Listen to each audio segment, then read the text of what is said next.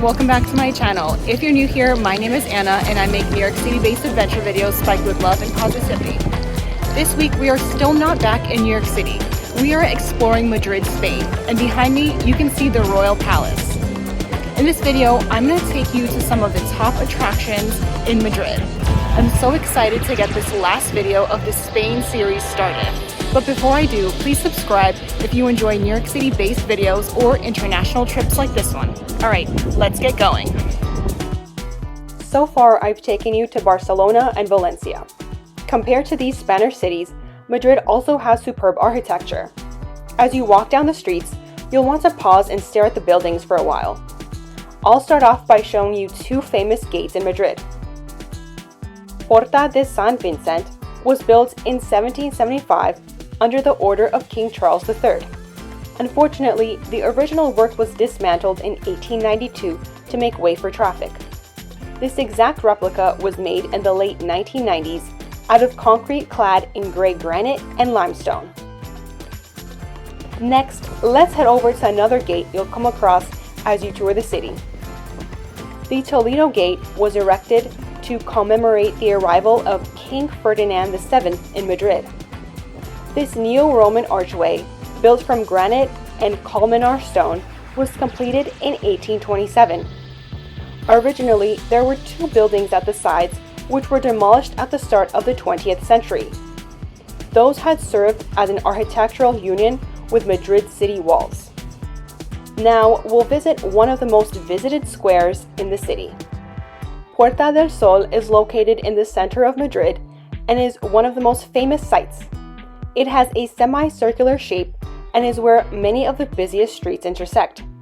This was originally the site of one of the city's gates. Spaniards have a tradition of ringing in the new year by eating 12 lucky grapes as the 12 chimes of midnight are struck in the square.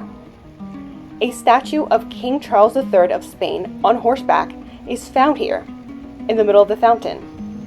During his reign, the monarch introduced many progressive reforms. Up next is my favorite area of Madrid. Plaza Mayor is a grand central square found in the heart of Habsburg Madrid, the oldest part of the city.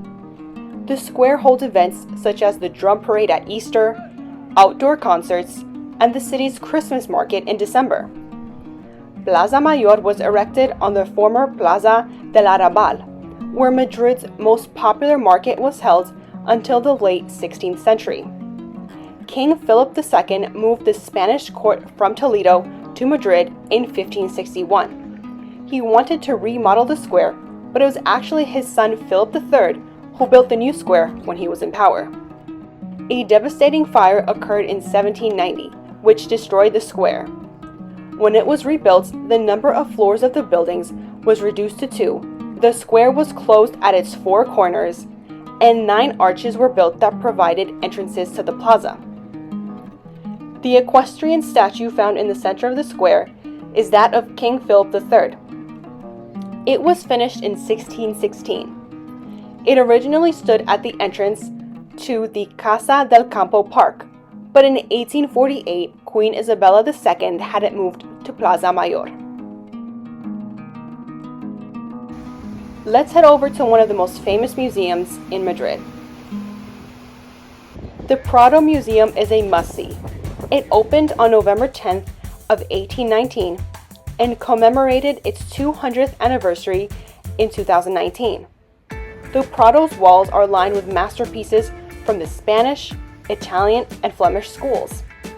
The Prado has the most comprehensive collection of Spanish painting in the world. Here, you'll find artists like Velázquez, Goya, El Greco, and Rembrandt. There's a huge collection of 8,600 paintings and over 700 sculptures, so check what you'd like to see before heading over. Unfortunately, no photography or videos are allowed inside the museum. Close to the Prado Museum and our next destination, you'll find Puerta de Alcala. This is a neoclassical gate in the Plaza de la Independencia. This is one of the most well-known monuments in Madrid.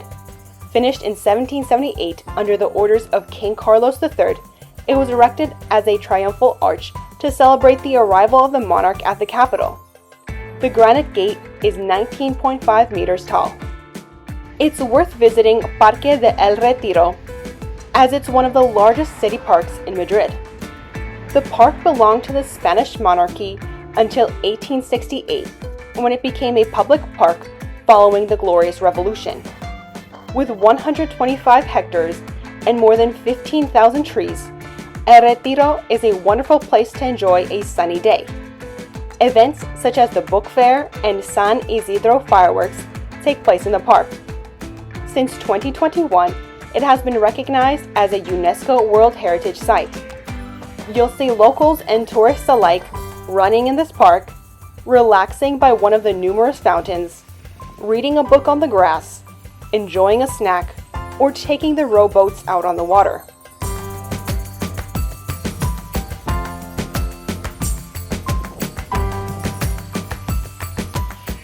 Let's change our scenery and head over to a breathtaking square.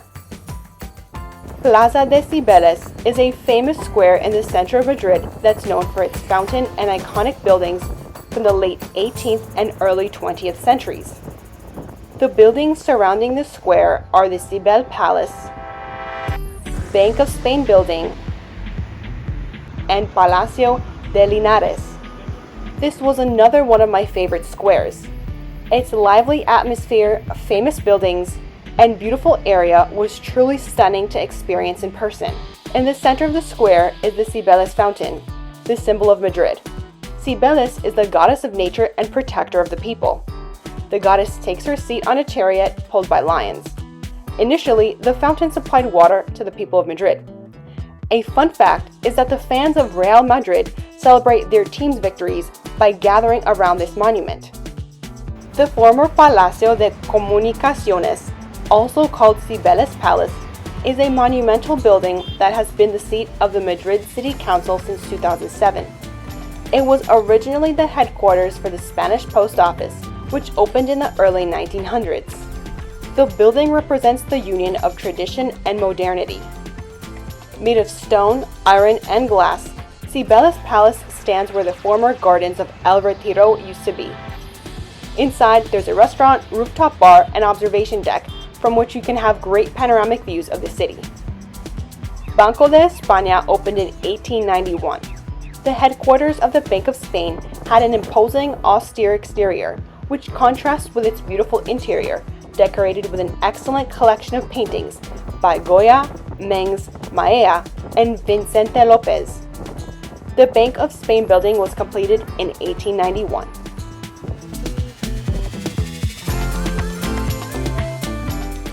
Edificio del Banco de Bilbao building, a banking institution currently part of BBVA, was completed in 1923.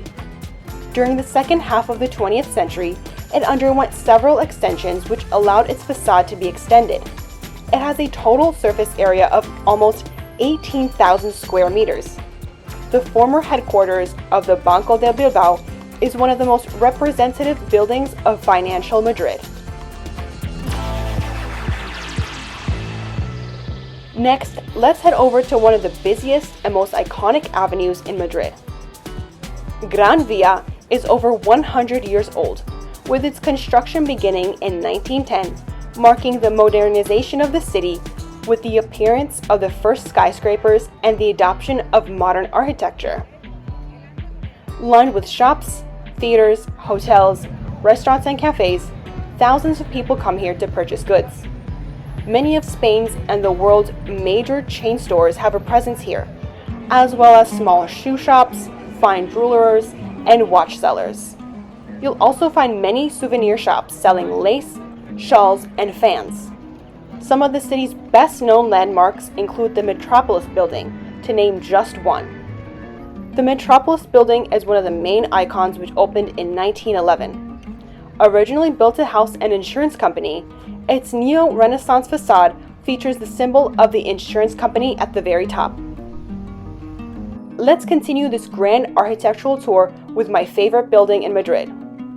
The Royal Palace of Madrid is the largest in Western Europe and one of the largest in the world. With over 135,000 square meters and 3,418 rooms, it has been through centuries of Spanish history. It's one of the few official seats of the head of state that is open to the public. Almost 2 million visitors come every year to discover its incredible rooms, works of art, and magnificent spaces. There's so much to show you, so I'm making a separate video about the Royal Palace. Check the description box for the link to that video if you'd like to see more.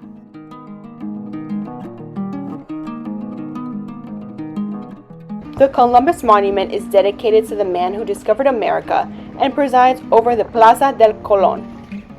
At a height of 17 meters tall, it's situated between 4 streets.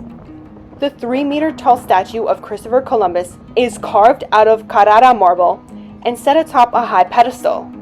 The Gothic-inspired base features reliefs on all 4 sides, depicting scenes related with the discovery of America.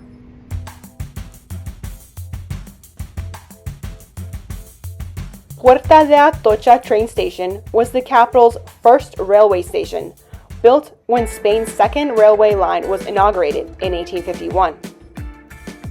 As of November 2022, the station has added Almenuda Grandes to its name, honoring the great Madrid writer who passed away in 2021. Be sure to visit the inside, as a mini botanical garden is featured there. The Santiago Bernabeu Stadium is home to Madrid's professional soccer team, Real Madrid. The stadium is named after the legendary manager who presided over the club for 35 years. The stadium can hold over 80,000 spectators and is equipped with more than 240 VIP boxes. You can tour inside the stadium if you're interested in learning more about it. As for any city, the tour is never complete without trying the local food. This Museo del Jamón is no ordinary museum. It's actually a meat shop where you can try Iberic ham and other delicious goods. Thank you so much for watching this week's video. I really hope you enjoyed it. If you did, please leave a like, comment down below with your favorite places to visit in Madrid, subscribe, and turn on that notification bell so you don't miss my videos when they go live on Thursday evenings. In the meantime, let's keep in touch on Instagram at Miss Anna Adventures. I look forward to hearing from you and seeing you in next week's video. Take care. Bye.